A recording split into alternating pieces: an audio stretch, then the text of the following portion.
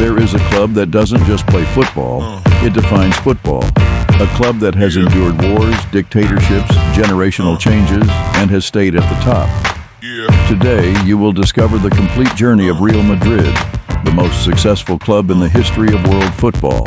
From its foundation to eternal glory, from dirt fields to the crown of Europe. This is the story of the king. It all began on March 6, 1902, when the Catalan brothers Juan and Carlos Padros officially founded the Madrid Football Club. At the turn of the 20th century, football was still a little-known sport in Spain, but it was gaining popularity among students and elites influenced by British customs. The Padros brothers, sons of a wealthy family and passionate about English culture, saw football as a space for socializing, competition, and modernity for the city of Madrid. The sport had been introduced to Spain by English sailors, engineers, and merchants, especially in the regions of Andalusia and Catalonia, where pioneering clubs like Recreativo de Huelva and FC Barcelona emerged. In Madrid, however, football organization was still in its infancy. Inspired by British models, the Padros brothers organized the first local tournaments and encouraged the formation of other teams, which fostered sporting rivalry and boosted the practice of football in the Spanish capital. The club was born with an amateur spirit formed by enthusiasts and students, but it soon stood out for its organization and competitive spirit. The foundation of Madrid FC symbolized the beginning of football structure in Madrid and the creation of a sporting identity for the city, which until then lacked a club with national representation. This pioneering gesture by the Padros brothers not only created a team, but also planted the seed of an institution destined to become the greatest symbol in world football. Passionate about the British sport gaining popularity in Spain, they organized local matches and helped create an identity for football in Madrid. In 1905, just 3 years after its foundation, the club won its first Copa del Rey by beating Athletic Bilbao. This title was a foretaste of what would become the club's essence, victories, and ambition. Starting in 1920, the club received the title Real, meaning royal, granted by King Alfonso III. With this, the club's crest gained the royal crown, and the name became Real Madrid Club de Futbol. This connection with royalty gave the club an air of prestige that became a trademark. During the 1920s and 1930s, Real Madrid began to establish itself as one of the great forces in Spanish football, driven by a generation of talented players and visionary coaches. Figures like Santiago Bernabéu, who played as a forward at the time, already stood out as leaders on and off the pitch. Bernabéu, who later became the club's president, symbolized the spirit of grit and dedication that began to shape the merengue identity. In this period, the club had notable performances in regional tournaments and won the Copa del Rey in 1917, 1934, and 1936, revealing its natural vocation for big occasions. Coaches like Juan de Cárcer and Paco Bru were fundamental in implementing more structured training methods and innovative tactical strategies. Real Madrid was ahead of its time in physical preparation and organization, even in a still amateur national scenario. The foundation of La Liga in 1929 marked a new chapter in Spanish football, and Real Madrid was one of the founding clubs. In 1932 and 1933, it won the first 2 editions of the championship undefeated, led by players such as Jacinto Quincoches, Chiriaco Erasti, and Zamora, the legendary goalkeeper who would become a worldwide reference in the position. However, this rise was interrupted by the Spanish Civil War between 1936 and 1939. Many players were drafted to the front or fled the country, and football practically stopped. The Chamartin Stadium suffered significant damage, and the club faced severe financial and administrative difficulties. Still, Real Madrid endured. The institution slowly reorganized, maintaining its core and resuming activities as soon as the conflict ended. Surviving this turbulent period demonstrated the resilience of the club and its fans, who even in dark times kept the merengue flame alive. After the war and the installation of Franco's dictatorship, Real Madrid gradually resumed its path. In 1943, a controversial 11 won Copa del Generalissimo semi-final victory over Barcelona, intensified the rivalry between the two clubs to this day. But the turning point came with Santiago Bernabéu's arrival as club president in 1943. Bernabéu, a former player and coach, had a modern vision: professionalization, structure, marketing, and international signings. He led the construction of a new stadium. Chamartín was renamed Santiago Bernabéu Stadium in 1955 and founded the Ciudad Deportiva, a pioneering training complex for the time. In 1953, Bernabéu pulled off one of the greatest comebacks in world football by winning the battle with Barcelona to sign Alfredo Di Stéfano in one of Spanish football's most controversial episodes. Di Stéfano, Argentine-born and naturalized Colombian, was the star of Millonarios in Bogotá, dazzling with his versatility, tactical intelligence, and goal-scoring instinct.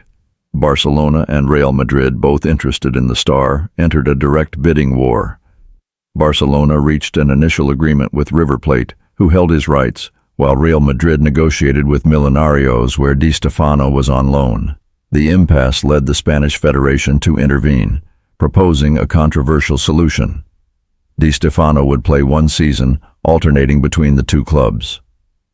Barcelona, feeling disrespected and frustrated, withdrew from the agreement, clearing the way for Real Madrid to keep the player permanently.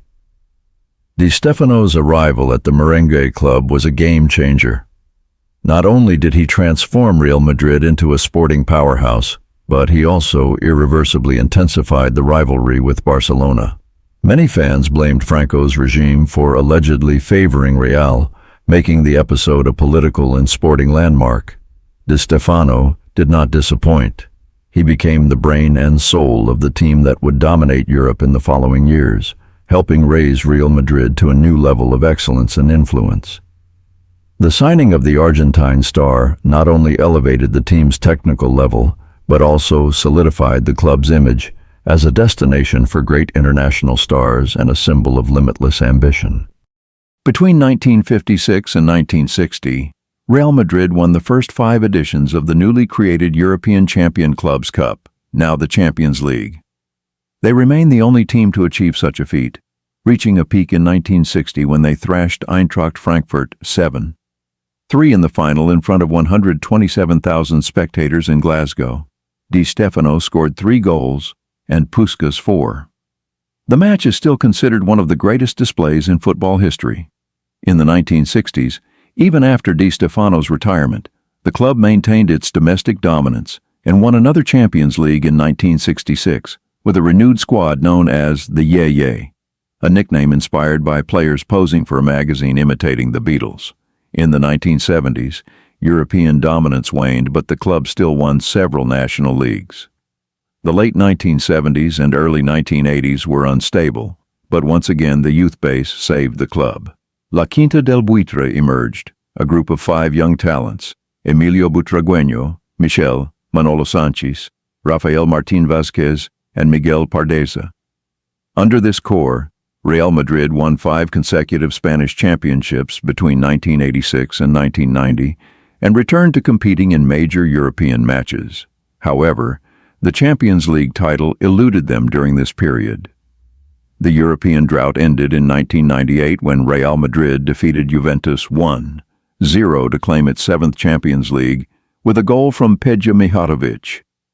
2 years later, under Vicente del Bosque's management, and with young stars like Raúl, Iker Casillas, and Guti, the club won its 8th European trophy.